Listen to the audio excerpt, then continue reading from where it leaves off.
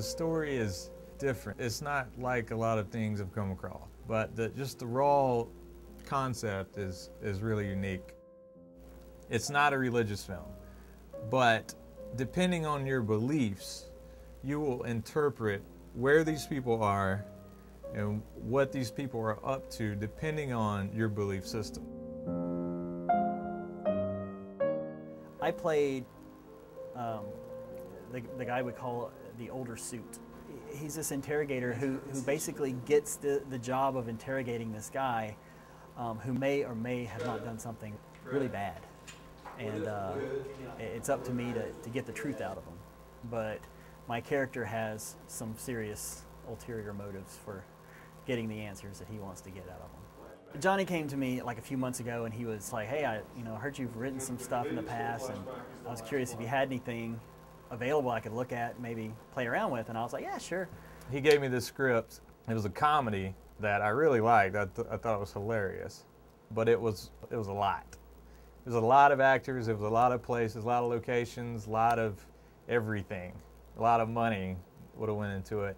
As really a first project, I thought it was a little out of my pay grade, you know.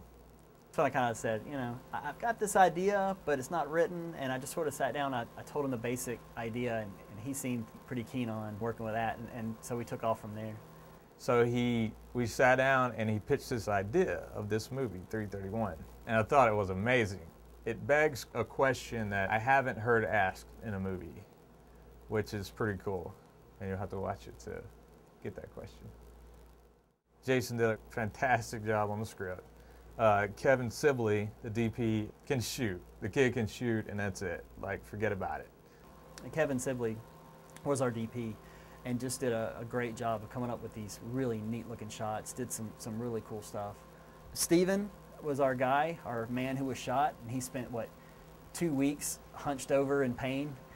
Like I said, I'm not an actor, so it was really cool to kind of come into it and have somebody who really is a great actor, like really pushing you, and he was like that the whole time. When the cameras weren't rolling, he was pretty funny, but when that camera was on, you felt his pain, you knew he was in that situation. It was pretty cool.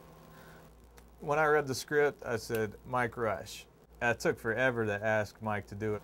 Once I gave Johnny the script, he really, like almost immediately said, hey, I know who would be great for the younger suit. And he told me it was Mike, and honestly, I didn't even see it at first. I was like, really, you think he could pull it off? And he's like, oh God, yeah, I have total faith in this guy. Mike Rush has a profile. I know he's a news guy, so it was a little weird asking him, hey man, I'm making this film, what do you think about being a character in it? So I was a little hesitant, but when I asked him, he was totally down. We're really, really happy with his performance. And I was really nervous. I was thinking either he was going to say no or he'd say yes and he'd be horrible. But no, he did great and nailed it. I mean, did exactly what Johnny was asking. If you watch the film, he doesn't blink a single time. He keeps his eyes open for every single shot, and just to amp up that creepiness factor of him. He just really played it out. It was pretty cool. During casting, we didn't really have what we were looking for the OS, which is the older suit. We needed an older, stern, kind of creepy-looking guy. We didn't get it in our casting calls, and we auditioned several other people, and it just wasn't. We just weren't finding the right person. Jason can act, but he's probably going to tell you that he can't act. Jason went home and put on a suit and tie, sat on his desk and started reading the lines. And he recorded it all. He brought it in the next day, and he gave me the thing. It was like, yeah, just check it out, and if you hate it, I'll never bring it up again. I went home and slicked the hair back, put on an ugly suit, and just shot myself with my old camera, sitting at my desk reading the lines. And I took it to him the next day. I was really kind of nervous about it because I'm not an actor, but I took it to him and I was like, look, here you go. If you like it, cool. If you don't like it, well, I'll never bother you about it again. I promise. So I watched it, and he had this. There's one part of the movie that he just kind of kept replaying over and over in this audition, and it was really impactful and amazing. And so I was hooked, and I I went back to him and said, dude, this is magnificent. I want you to do it. And he's like, ah, dude, stop kidding with me. Stop playing around.